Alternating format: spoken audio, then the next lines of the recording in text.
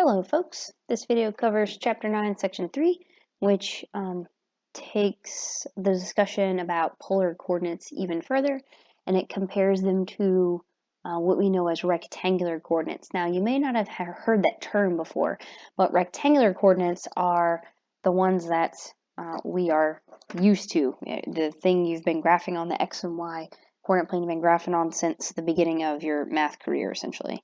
So rectangular coordinates have the form x, y, as we learned yesterday. Polar coordinates have the form r, theta. So what I've got here, please do not draw this, okay? This is just for us to talk about before we get into the specifics. What I've got here is a polar coordinate plane overlapped with a Cartesian coordinate plane, which is for rectangular coordinates. And what I want you to notice is I'm going to give you a couple of different points that we're going to look at. If I observe the point, the rectangular coordinate, -3, -4. So again, if this is x, y. If I graph this point, actually, let me not go so far. Let's do -3, -2. If I start the origin, I go 3 to the left, I go 2 downward, then I end up with this point here. If you now kind of take your focus away from the rectangular grid and you focus just on the circular polar plane, you're going to notice this blue point just kind of exists in that space. It does not really cross that polar grid at any significant values.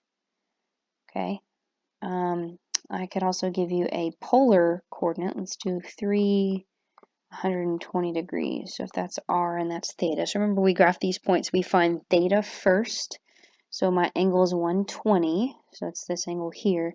And then from the origin, I go r of +3. So that means I'm going to go in the direction of that angle. So it'll be 1, 2, 3. So that'll be this green point here.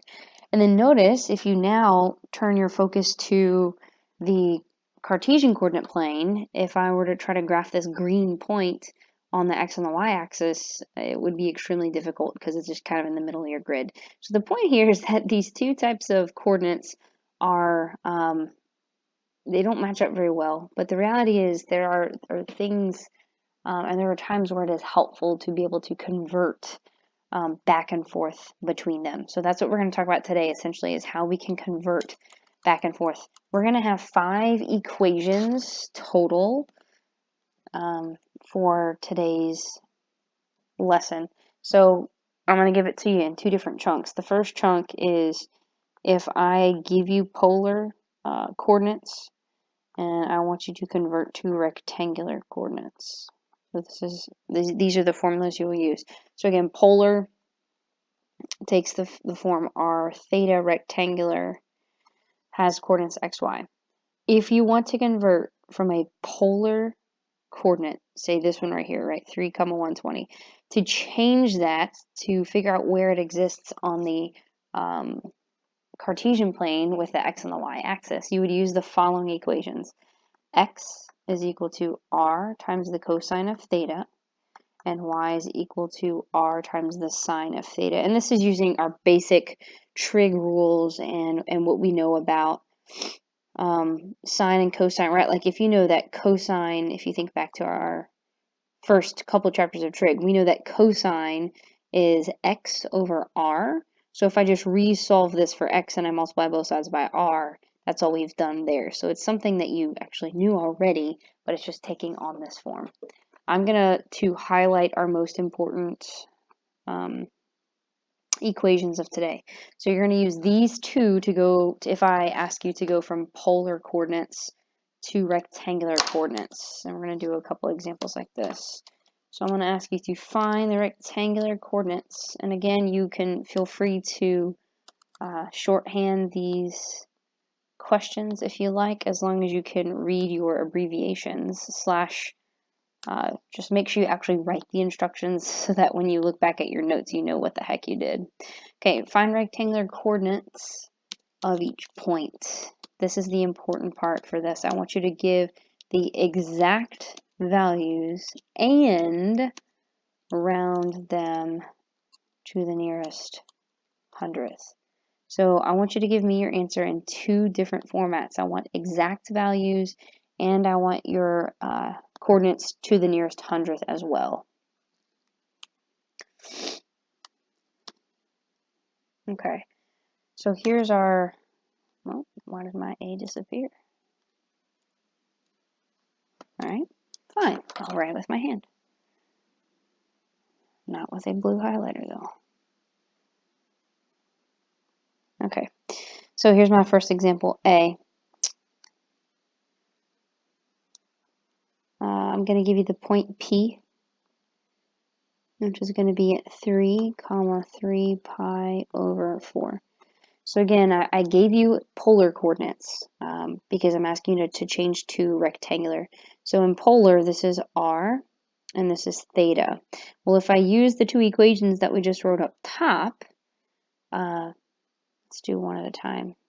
So if I use the fact that x is equal to r times the cosine of theta, and I substitute in my values literally for r and theta, then I get x is equal to r is 3 times the cosine of theta is 3 pi over 4. Now, since I asked you for exact values, you don't just want to type this in your calculator and go for it because it's going to give you a decimal.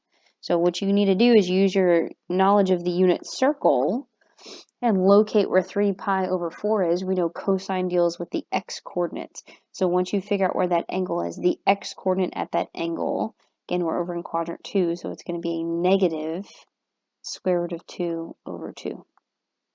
And then if I just combine these two numbers together, I get negative 3 square roots of 2 over 2 for the x coordinate. Okay, for the y coordinate, very similar equation, except y is equal to r times the sine of theta. So again, radius is 3. Sine of theta is 3 pi over 4. So similar scenario, I ask you for exact value. So if you use what you know about the unit circle, you're going to get 3 times the sine or the y value. At that point, 3 pi over 4 is also square root of 2 over 2, but this time it's positive. So then you end up with 3 square root of 2 over 2 for the y value. So here's part 1. That's your first answer. Your coordinate P is negative 3 square root of 2 over 2, comma, positive 3 square root of 2 over 2. Those are the exact values. And then if I round these to the nearest hundredth, I'm also going to get that P could be approximated at negative 2.12, positive 2.12. Let's do another one similar to that. Example B, if I give you point Q with the coordinates 20, negative 60 degrees. So again, this is a polar coordinate, so I know my numbers stand for r and theta. I'm using the same equations. So I do x is equal to r times the cosine of theta. I'm not going to rewrite them, but I'm just using the same equations from up top. R is going to be 20 times the cosine of theta is going to be the cosine of negative 60 degrees. Now, if you're looking at your unit circle, 20 times negative 60 is the same thing as just going in standard position, going clockwise 60 degrees. So if you needed, for reference, a positive angle, that would be the same thing as the cosine of 300. You don't have to do this. This step is not necessary. But if you have a hard time understanding where negative 60 is, you want to go ahead and add 360. Now, again, I ask you for an exact value. So this would be 20 times cosine is the x value at the angle 300 or negative 60, which is going to be 1/2. And then 20 times 1/2 is a lovely value of 10.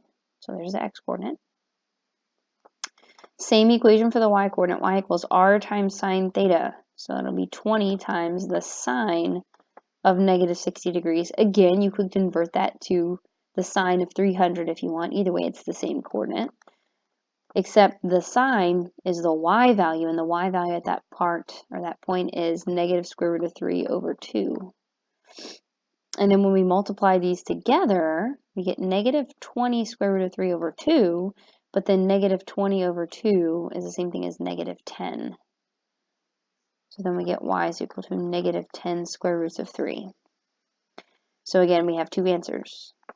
Point Q has exact values of 10, negative 10 square root of 3.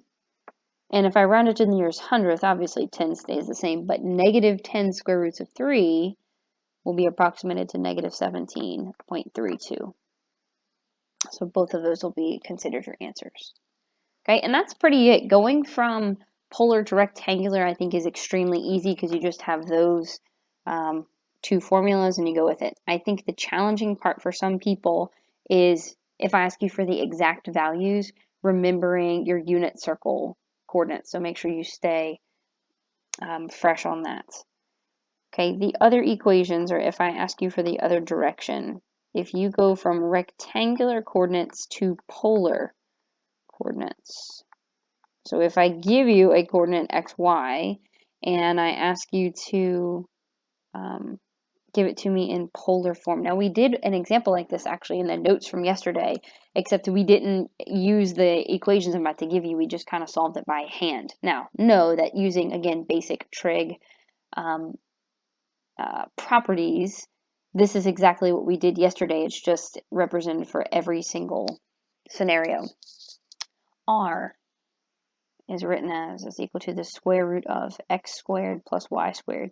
If you think back to your geometry days, this is the equation of a circle written a little bit differently, which kind of makes sense because you have that distance which represents the radius. Okay. Additionally, so in polar coordinates, that's how you solve for r. For theta, we have two options. Okay. The first option is theta is going to equal tangent inverse or arctangent of y over x. But this one is only for when x is greater than 0. So visually speaking, this is going to be in quadrants 1 and 4. Those are the default answers that your calculator will give you when it calculates it. It's going to give you the inverse tangent of those quadrants. The issue is when x is less than 0, which is then when we're in the second and fourth quadrants. In order to get those values, you're still going to do tangent inverse of y over x, but in order to get to the actual correct value, after this, you need to add pi to it in order to get to the next quadrant over. And this is for when x is less than 0. So these three these three equations rather, are how you convert from rectangular coordinates over to polar coordinates. Okay, so these directions are going to be similar except opposite. I want you to find the polar coordinates of the following points. Or you can even just label this section as rectangular to polar. Whatever you like. Okay, and we'll do a couple of different examples. Let's first do pink highlighter, pretty. Okay, to example A. If I give you point R, and I tell you that R is at 5, negative 9. Okay, I know it's in a rectangular coordinate because I ask you to convert to polar, which means X stands for 5, and then negative 9 is Y. Okay, so let's do radius first. That one's the easier one of the two. Using this equation up here that I've highlighted in a pink cloud, R is equal to the square root of x squared plus y squared. So if I substitute in my values for x and y, then I get 5 squared plus negative 9 squared, which will be 25 plus 81, which is going to be the square root of 106, which is going to be approximately 10.3. Now, here's the deal. We could simplify this radical, but typically, when we go from rectangular to polar, look at theta. When we do inverse tangent of y over x, the majority of the time, we are not going to get a lovely value unless the slope is 1 or negative 1 or something like that. So typically, if I don't specify for an exact value, you are free to go ahead and give me rounded values to the nearest hundredth. Okay, so that's the radius. The other thing to look at before we proceed with theta is you have to figure out what is your x value. Well, x is 5, and 5 is greater than 0. So that means that we need to use the second equation that I have written here, which is that theta is equal to, since x is positive, theta is equal to tangent inverse of y over x. So then if I substitute in our values, theta is equal to tangent inverse y over x is going to be negative 9 over 5. Now, before you plug this into your calculator, this is extremely important. So I'm going to write it over here and highlight it in another color as well. Default for theta is radians. Okay, typically in trig, we're going to deal with radians more times than that. So the default for theta is radians, not only radians, but radians between 0 and 2 pi. So in one revolution of the unit circle. So what that means is you need to check that your calculator is in radian mode.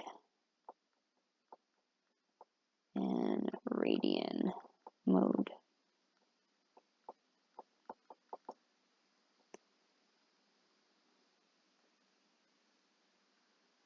Okay, so once you double check that your calculator is in radian mode, you're going to hit second tangent. It's going to pull up the inverse tangent, and of negative 9/5 is going to be about negative 1.06. Now, I know typically we see radians with pi, but radians don't always have to have pi. This means negative 1.06 radians. But the problem is this number is not between 0 and 2 pi. So if that happens, we need to make sure that we go ahead and add pi to our answer so that our default answer is between 0 and 2 pi radians. Okay, so if I do that, if I add pi, and again, make sure you use just the pi button in your calculator, and you can leave that the original decimals is, you don't even have to round it.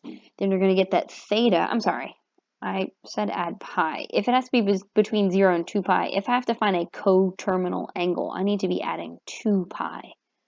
So remember, there are an infinite amount of coterminal angles. So if I just want a different representation, I can just go around the circle another revolution to get another answer. So if I do that, negative 1.06, blah, blah, blah, blah, plus 2 pi, you get that theta is approximately 5.22. And that's that. You found r and you found theta. So your point r on the polar coordinate plane could be represented as about 10.3 and 5.22.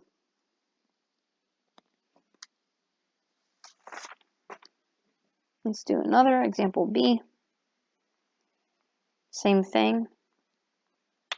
I'm going to give you point T at -2, -5. I don't want you to convert this to polar coordinates. So we're going to have an x and a y, and I'm going to follow the same types of equations. I'm going to say that radius is equal to the square root of x squared plus y. I keep saying radius. That's, I guess, not always the case. R is equal to the square root of x squared plus y squared. So it'll be -2 squared plus -5 squared. So it'll be 4 plus 25, which is the square root of 29. Again, I didn't specify about rounding or anything, so you don't have to worry about keeping this in simplest radical form. When in doubt, you can go ahead and round to the nearest hundredth. So R is approximately 5.39. For theta, again, in order to know which one of these inverse tangent equations you should choose, it depends on the value of x. In this case, we have x is less than 0 because x is -2. So that means we're going to use the equation for theta. So that implies theta is going to equal tangent inverse of y over x plus pi. So then theta is going to equal tangent inverse of y over x will be -5 over -2, or you could reduce that to +5 halves if you want, it doesn't matter. plus pi. And you could type this all into your calculator at one time if you want. If you do one thing at a time, inverse tangent of 5/2 will be about 1.19. And then when you add pi to that, you get that theta is approximately 4.33. Now, you need to make sure, check, is this between 0 and 2 pi? Because this is radians. Well, if you do 2 pi as a decimal, and if pi is about 3.14, blah, blah, blah, blah, blah, then 2 pi, if I do this in decimal form, is going to be about 6.28, blah, blah, blah, blah. So yes, this is between 0 and 2 pi. So my final answer, point t could be written as 5.39, comma 4.33. So that's how to switch your points back and forth. The only last thing we need to talk about is that functions, well, let me say equations, because they're not always functions. Equations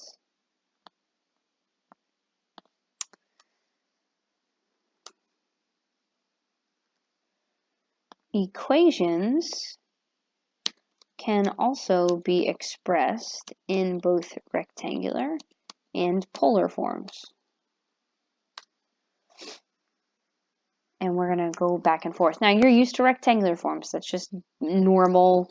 Your equation has x's and y's in it. Polar equations are a little bit different than something that we've seen before. So we're going to do a couple of, or actually I think 3 examples of this type. So for example, I forget what number I'm on, maybe 3. Well, let me actually write the directions, because they're going to be different. For number 3, I want you to convert each polar equation into rectangular form. Convert each polar equation into rectangular form. So let's talk about the difference between the two. Rectangular forms, where did my stuff go? There it is. Okay. Rectangular forms has no x's and y's. No, I'm sorry. Polar form has no x's and y's. So if I'm asking you to convert it into rectangular form, that means you're going to have, everything is going to have x's and y's. And we're going to have no trig things. No trig things. Okay, example A, if I give you the equation r equals 5 times the cosine of theta. Now, what you're going to do is you're going to use the 5 equations that we've already learned, and you're going to substitute things in for either r or anything else that you may have in order to manipulate this to only have x's and y's. Now, I don't recommend you trying to substitute something in for theta, because that would just be complicated. You'd have cosine of inverse tangent. So instead, I want to try to take care of this r. Okay. Now, the other thing is I notice I have cosine theta on the right-hand side, but I know that r times cosine theta can be rewritten as the variable x. So what I actually want to do, and this is going to be a tactic that we're going to use pretty often, is I want you to multiply both sides by r.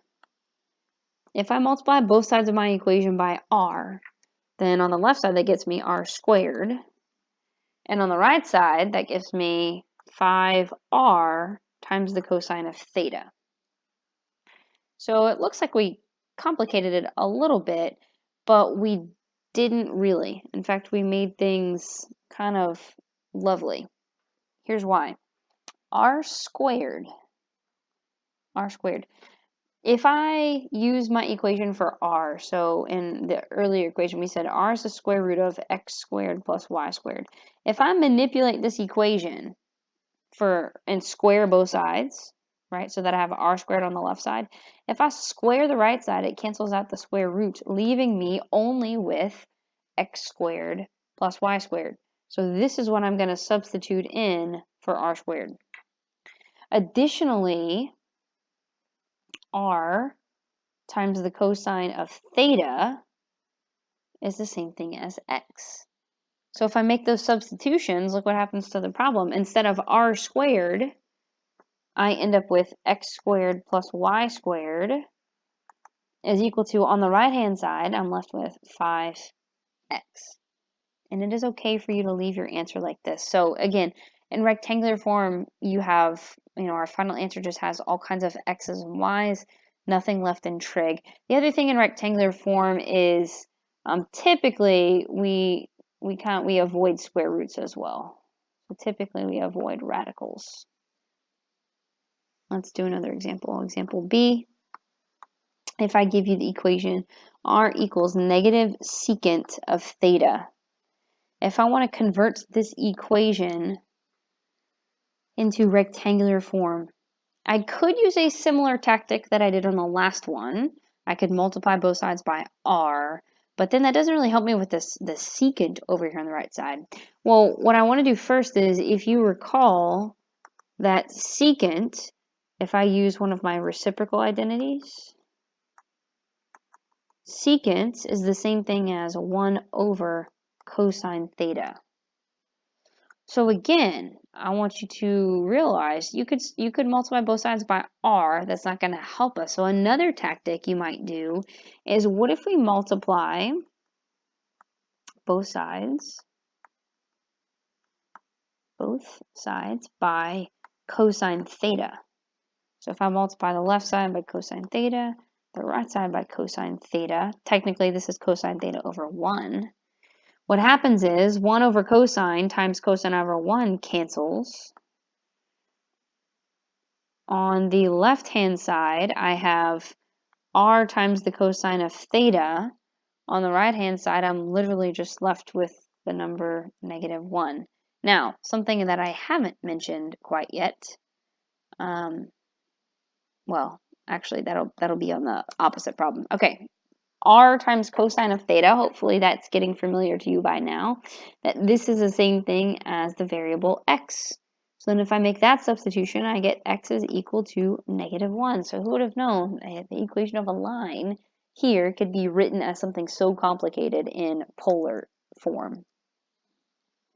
Okay, one more like this. I think these are the toughest, so I want to do 3 examples. R is equal to negative 3.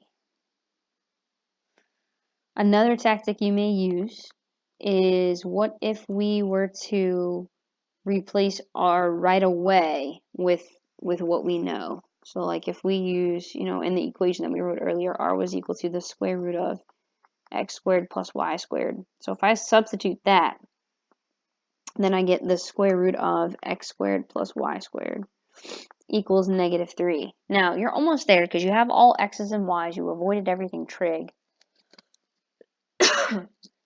Except we also want to avoid radicals. So if I want to get rid of this radical, additionally, I want to square both sides. And typically, your rectangular equations will be in the form of x squared plus y squared equals something. So then if I square both sides, I end up with x squared plus y squared, as I just mentioned, equals, make sure you put negative 3 in parentheses squared, which will give us a positive 9. So those are how to go from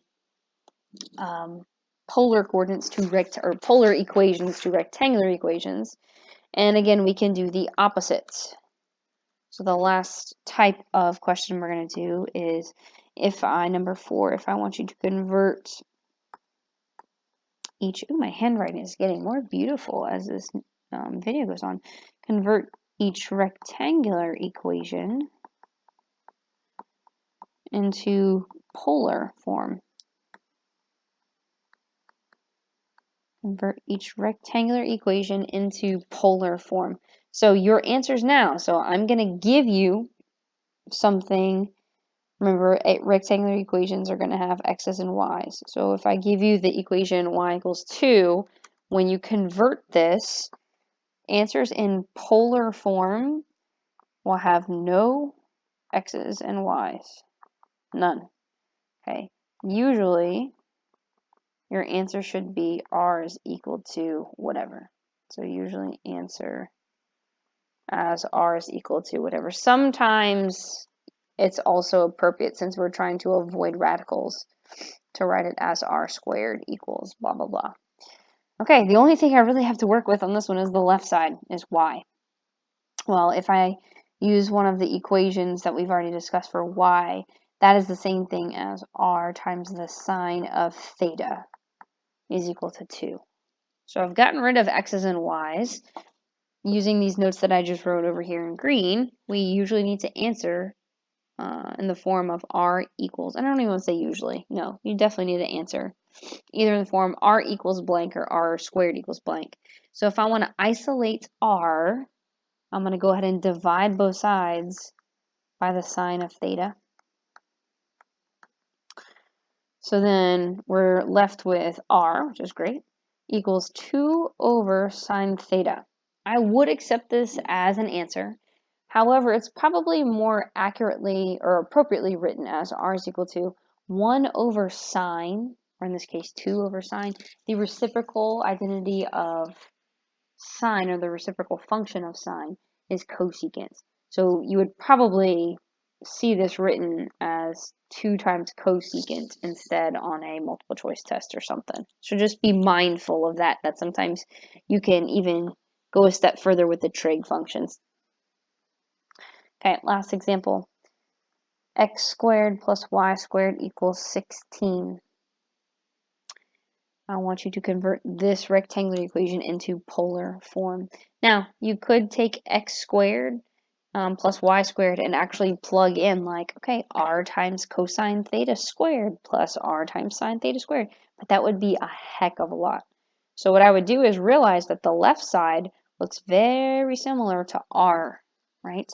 If we know that r is equal to the square root of x squared plus y squared, then if I squared both sides, I'd get r squared. If I square the right side, I'm left with just x squared plus y squared, which means I can just completely substitute the left side of my equation to be r squared instead. And then, oops, this was a mistake. This should just equal 16, not 16 squared. So then if I have r squared equals 16, again, you could leave it as this. Typically, we solve for just r, but in some cases that's unavoidable. So if you do solve for r, you take the square root of both sides, since we can do that to 16, and you get the answer of plus or minus 4.